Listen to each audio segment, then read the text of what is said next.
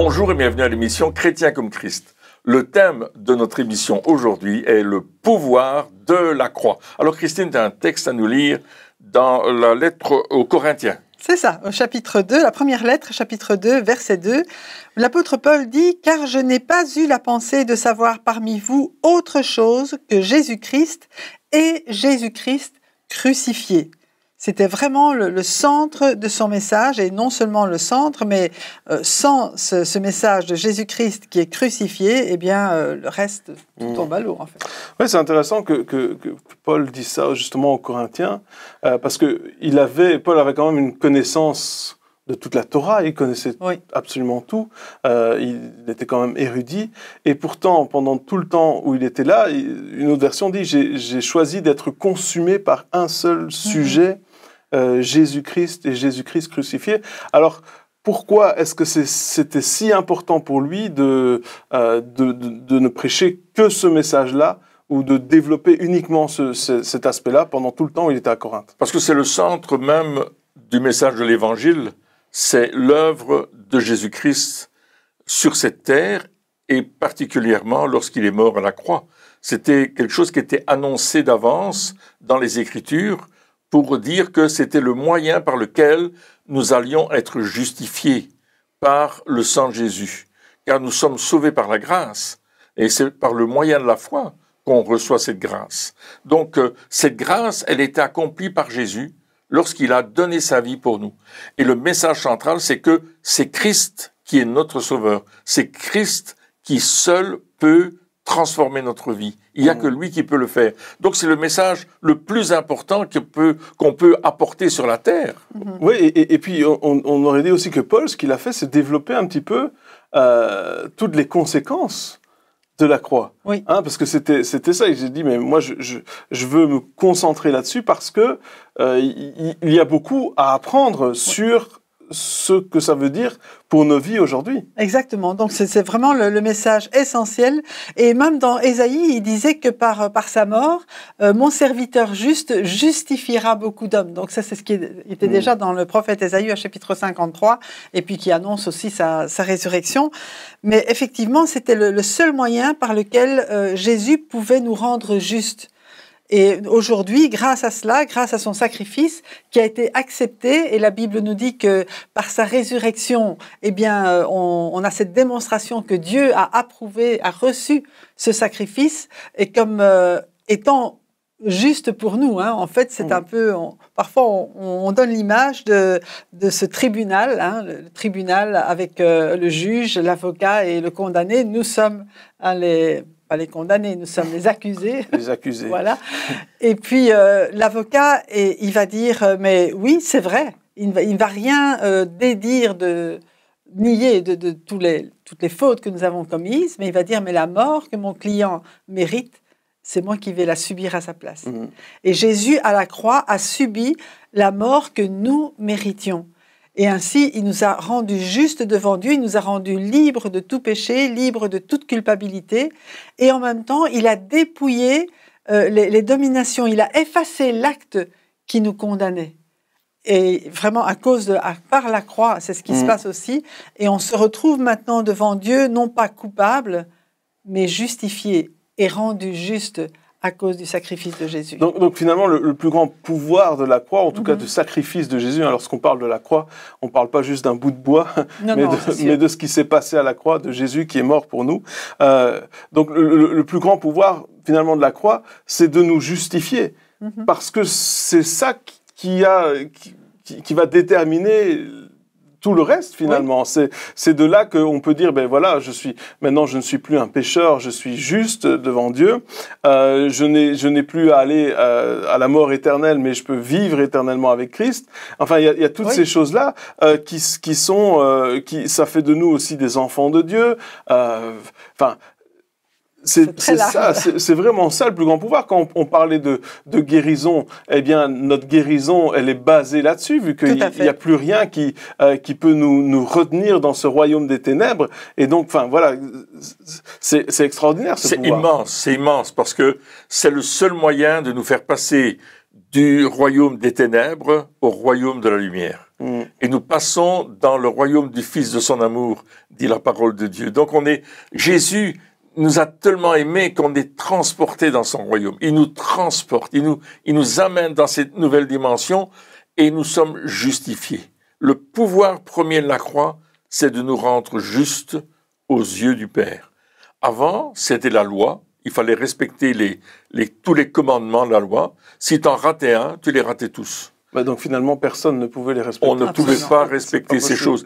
Et Paul connaissait la loi. Il connaissait toutes ces choses parce que il avait été élevé comme ça. Il avait même été élevé au pied d'un savant qui s'appelait Gamaliel. Et il était érudit, comme tu le disais tout à l'heure.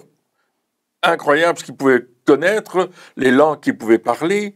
En plus, il était romain de naissance, donc il n'avait pas acheté sa nationalité romaine, il l'était. Donc quelque part, lui qui était ce juif érudit avec tant de capacités, il a dit toutes ces choses-là, je les ai regardées comme des pertes pour l'excellence de la connaissance de Christ.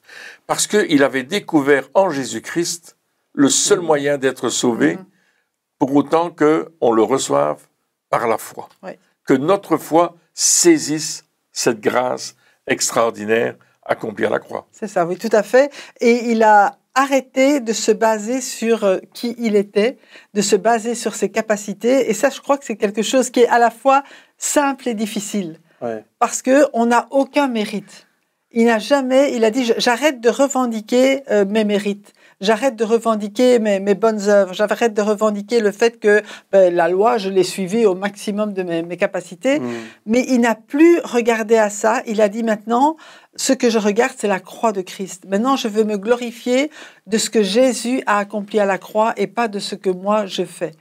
Et je dis, c'est simple et difficile à la fois. C'est simple parce que, c'est plus moi qui le fais, c'est Christ qui l'a fait. C'est difficile parce que ça veut dire j'ai pas de mérite et j'ai pas mon orgueil, il doit être par terre parce que ça ne vient pas de moi, ça vient de Jésus. Oui, donc c'est ça, et pour que lui justement se concentre là-dessus encore et encore, parce que il a dû quand même rester un certain temps à Corinthe. Je veux dire, c'était pas un voyage de 1 ou 2 semaines. À mon avis, il est resté là un bon bout de temps. Il les a enseignés aussi. Il les a enseignés. Et donc, pour qu'il se concentre là-dessus, c'est qu'il doit y avoir beaucoup de choses à apprendre de ce que la croix fait. Parce que on peut voir, par exemple, la croix me justifie, la croix fait que maintenant, je peux me présenter devant Dieu aussi. Donc, il y a aussi ce pouvoir de la croix qui est ce pouvoir de réconciliation. Tu disais qu'il a considéré tout ce qu'il savait comme des ordures, quelque part, à cause de la supériorité de la connaissance de Christ. Donc, cette intimité avec Christ, le fait de pouvoir s'approcher de lui. Mais tout ça vient de la croix. Oui. Et je pense que à chaque fois que Paul découvrait quelque chose de nouveau, il devait dire « Ah, waouh, c'est extraordinaire. Ah, mais non, je suis pardonné. Ah, waouh, c'est extraordinaire. » Après, il a dit « Mais donc, ça veut dire que tu me vois propre. Ça veut dire que tout ce que j'ai fait, parce que il avait aussi fait des choses terribles, Paul. Il avait persécuté les chrétiens. Donc, c'était vraiment, il avait fait des choses terribles. Et pour que lui puisse dire « Ah, mais non, mais j'ai été complètement pardonné. Toutes ces choses-là, mon passé qui me poursuivait encore et encore, tout ça a été effacé. Et des fois, on se dit, quand on parle de pouvoir, on a toujours l'impression de dire, ok, pouvoir, ça veut dire que je vais peut-être, je sais pas moi, je vais pouvoir être riche, donc le pouvoir va me donner une certaine réussite dans le futur. Mais lorsqu'on parle du pouvoir de la croix, c'est parce que Christ, par son sang, il efface justement notre passé. C'est ça. Que nous pouvons avoir un avenir. Et c'est ça la différence. Oui. C'est que au lieu d'avoir une fuite en avant, en disant j'essaye de laisser derrière les choses et je vais devant parce que j'ai pas envie de regarder en arrière parce que sinon je vais être déprimé, etc.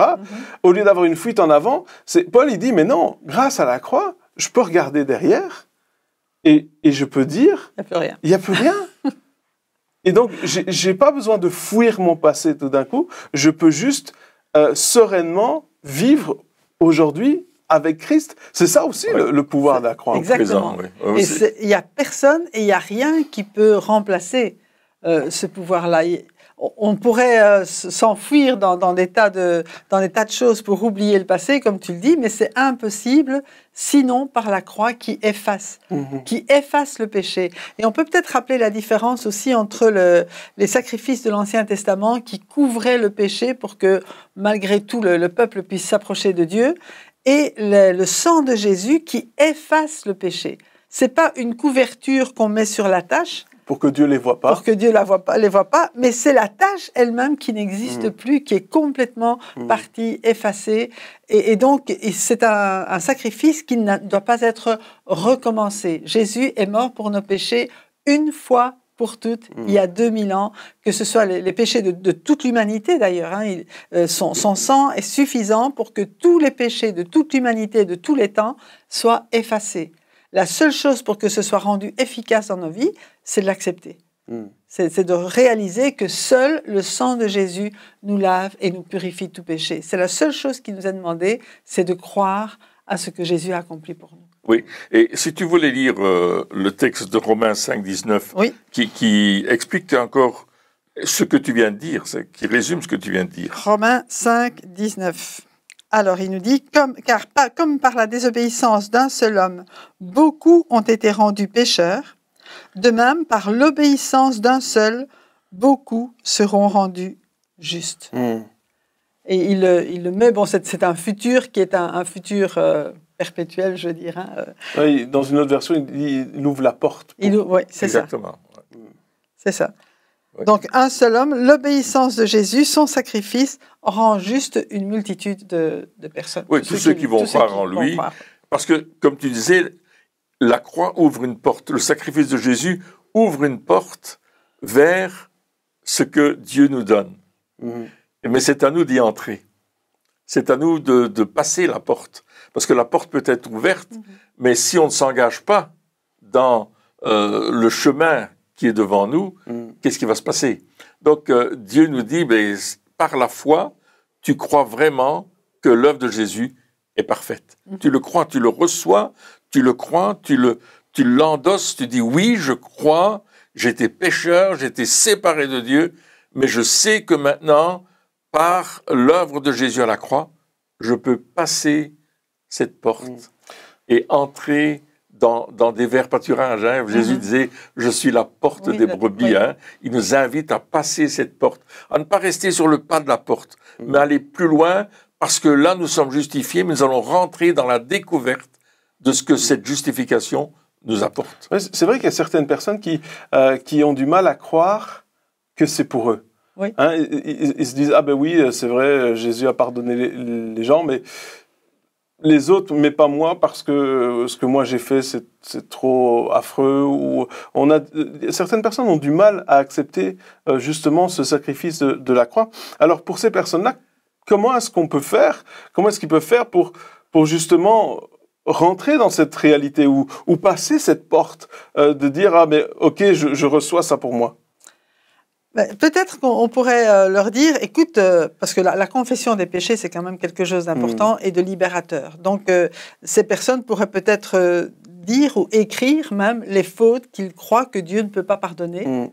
Et puis, prendre un tampon et dire acquittés, parce que Jésus les a acquittés à la croix. Ça peut être des choses aussi peut-être physiques. Visibles, quoi, tu veux dire, oui, c'est ça, qui vont probablement les aider à réaliser. Ou alors, je me souviens, dans certaines réunions, bien, on allait porter ces petits bouts de papier et les coller à la croix pour dire, OK, Jésus a tout porté, il a porté mes péchés. Il faut parfois visualiser, réaliser que c'est fait. Il y a vraiment ce mot « acquitté », c'est fait, tout est accompli. C'est aussi cela que ça voulait dire quand Jésus a donné sa vie et qu'il a dit ces derniers mots « tout est accompli ». Il dit... Ça voulait aussi dire tous les péchés ont été acquittés à cause de ma mort. Oui, parce que c'est aussi un piège du diable de nous faire croire que ce n'est pas pour nous.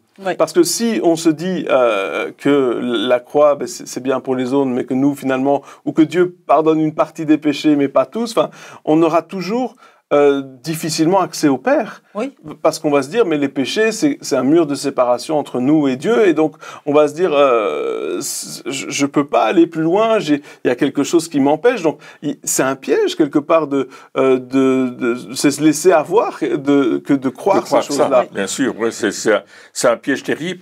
Mais je pense qu'il y a aussi moyen de dire aux gens le témoignage que nous avons vécu. Notre témoignage, notre vécu est important, parce que nous l'avons vécu. L'apôtre Paul va témoigner de ce qu'il a vécu sur le chemin de Damas. Il va dire, tout d'un coup, moi qui ai persécuté l'Église, j'ai vu une grande lumière, et j'ai entendu une voix qui me parlait. Il disait, Paul, pourquoi me persécutes-tu? Et Paul a dit, mais qui es-tu, Seigneur? Qui es-tu? Et puis il dit, je suis Jésus que tu persécutes. Parce qu'en persécutant l'Église, il persécutait Jésus, évidemment, puisque Jésus est le chef de l'Église. Il est le seul chef de l'Église, il est la tête, et nous sommes le corps en tant qu'Église. Et Paul va donner ce témoignage devant des gouverneurs, devant des rois. Il va le dire, il va témoigner de ce qu'il a vécu pour amener ces gens-là à réfléchir que c'est aussi possible pour eux de faire cette expérience. Ouais, donc ça veut dire que si nous on l'a réalisé et qu'on veut faciliter pour d'autres personnes cette compréhension, on doit accepter d'être quelque part vulnérable en disant, écoute, je suis pas mieux que toi. C'est vrai. C'est vrai. Des fois, lorsqu'on voit certaines personnes ou certains ministères, où on a l'impression qu'ils sont parfaits, qu'il n'y a aucune faute, que jamais ils se mettent en colère, que ils n'ont aucun défaut. Ils n'ont aucun défaut. Et même avant d'être chrétiens, ils étaient déjà pré-chrétien. C'est vrai, on a cette impression-là. Alors que si on les connaît, on sait que, comme tout le monde, ils ont des défauts, comme tout le monde, et des fois ils se mettent en colère. Enfin, voilà, c'est la réalité des choses. Et donc, pour aider les autres, c'est aussi important de pouvoir dire, tu sais, moi, j'ai fait ça. C'est ce que Paul disait. Paul, il dit, mais je me glorifierai dans mes faiblesses. Il dit, je préfère te dire les choses que j'ai pas fait convenablement, et encore aujourd'hui, pour te faciliter l'accès au Père. Pour que tu puisses te dire que si moi je suis capable d'aller au Père malgré toutes ces choses, alors à ce moment-là, eh bien, toi aussi, tu peux venir. Tandis que si j'essaie de faire croire que je suis parfait, au-dessus de tout, etc., lorsque je vais apporter un témoignage, les gens vont se dire « Ouais, mais attends, moi je pourrais pas. Je peux pas. Il est trop élevé. Moi, je suis pas à ce niveau-là. Je peux pas y arriver. » Et ça aussi, je pense que c'est... il faut pas que nous-mêmes, lorsque nous témoignons, nous tombions dans le piège de se prendre plus haut que ce que nous sommes, finalement, d'essayer de faire croire qu'on est au-dessus de tout, super spirituel, alors que finalement, nous sommes juste des êtres humains, et il y a des défauts, mais malgré cela, à cause de la puissance du pouvoir de la croix, nous avons un accès au Père, nous avons été justifiés, nous sommes pardonnés, Jésus nous libère de toute condamnation. C'est juste extraordinaire ce qui se passe, et on peut profiter de ce sacrifice à la croix pour pouvoir vivre pleinement avec Jésus aujourd'hui. Oui, c'est ça. Et c'est ce qu'il est dit aussi dans 1 Jean, la première épître de Jean, où il dit si nous disons que nous n'avons pas de péché, nous faisons de Dieu un menteur, parce que lui, il sait que nous sommes pécheurs. Oui, il nous connaît. Il nous connaît. Mais si nous confessons nos péchés, il est fidèle et juste pour nous les pardonner et pour nous purifier de toute iniquité, pour nous purifier de toute injustice, pour purifier nos cœurs aussi. En purifier, je veux dire, le souvenir, mais en même temps, nous aider à ne plus recommencer. Oui, parce que nous ne sommes pas par nature pécheurs, parce que nous sommes, par nature maintenant, nous sommes justes, mais nous sommes des justes à qui il arrive de pécher de temps en temps. C'est ça. Ce qui est très différent, parce qu'un pécheur, c'est normal qu'il pêche, c'est dans sa nature. Mais un juste, eh bien, ce n'est plus dans notre nature.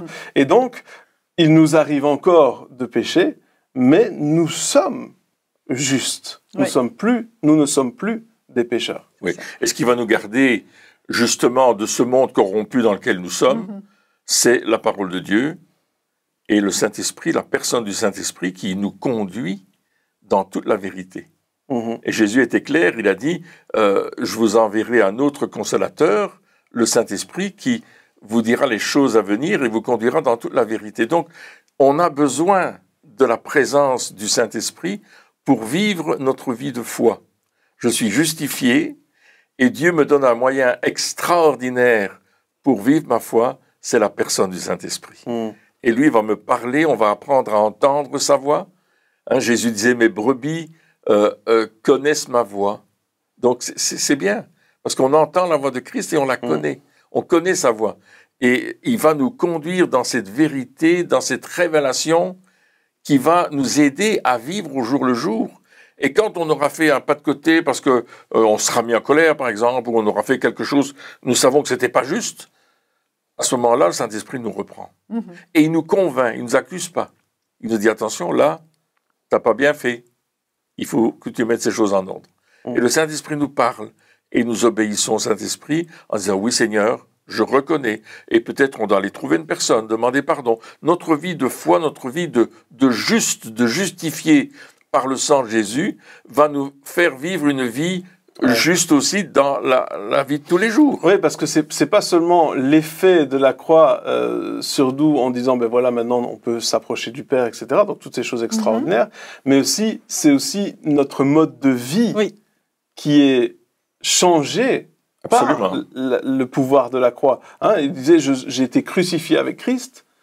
Et si je vis, ce n'est plus moi qui vis, c'est Christ qui vit en moi. Donc, le pouvoir de la croix, c'est aussi de dire maintenant, je vais arrêter d'essayer de contrôler, de diriger ma vie, mais comme tu le disais, je vais laisser le Saint-Esprit me conduire, et je vais, parce que c'est ce que Jésus, il a fait.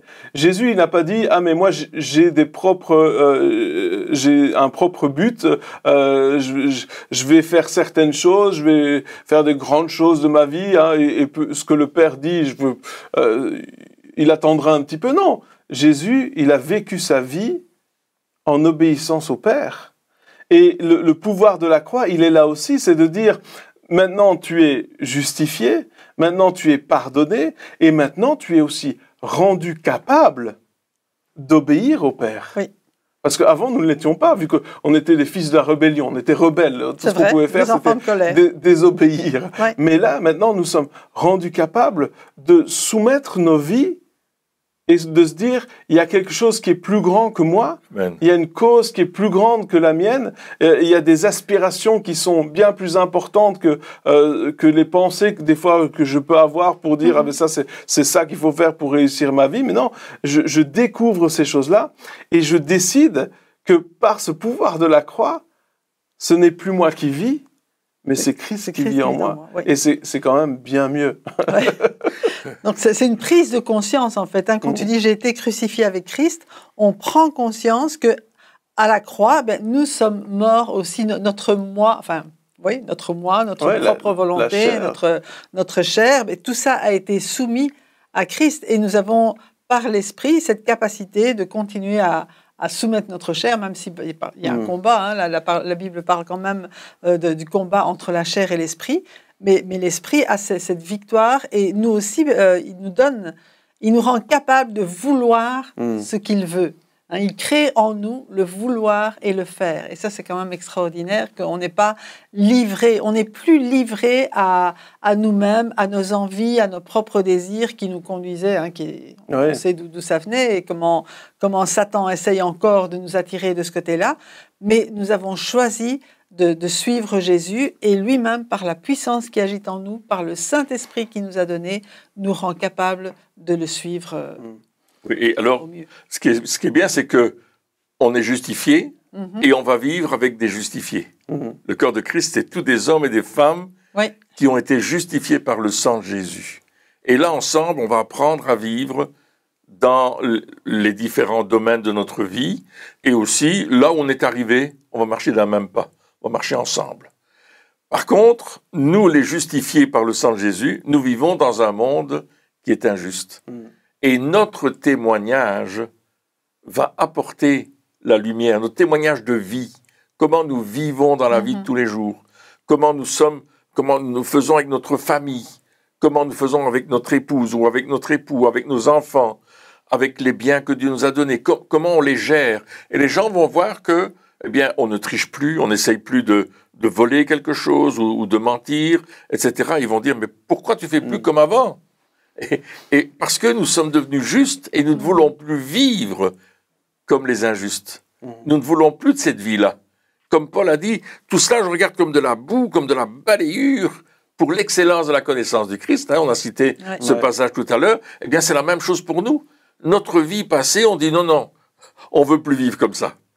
On veut plus vivre comme ça. Maintenant, on vit pour Christ, parce qu'il nous a sauvés, il nous a justifiés, il nous a transformés. Alléluia. Le pouvoir de la croix est immense.